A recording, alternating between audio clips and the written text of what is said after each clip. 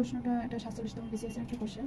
এখানে 4 জন তাঁতি 4 দিনে 4টি মাদুর তৈরি করতে পারে, একই হারে 4 জন তাঁতি 4 দিনে কতটি মাদুর তৈরি করতে পারবে? তাহলে এখানে যেটা দেওয়া আছে যে 4 জন তাঁতি 4 দিনে তৈরি করে 4টি মাদুর।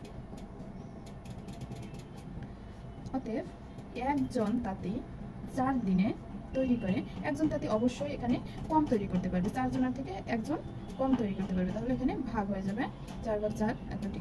অতএব এখানে একজন তাঁতি যদি 4 দিনের জায়গায় 1 দিনে তৈরি করে, তাহলে 1 দিনে তৈরি করলে আরো কম তৈরি করবে, তাহলে 1 দিনে তৈরি করে 4/4 তাহলে আমাদের যেহেতু এখানে 1 দিনে তৈরি করতেছে, তাহলে আরো কম মাদুর তৈরি করতে পারবে, এই কারণে এটা ভাগ হয়ে যাচ্ছে।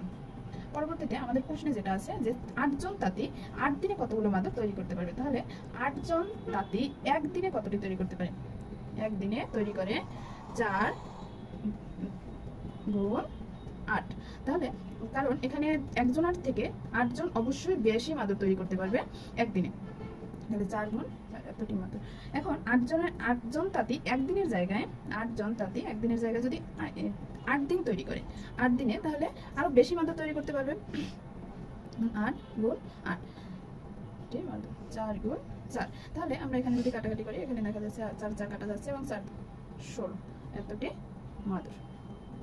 তাহলে এখানে আমরা যেটা রেজাল্ট পাচ্ছি যে 8 জন তাঁতি 8 দিনে 8টি মাদুর 16টি মাদুর তৈরি করতে পারবে।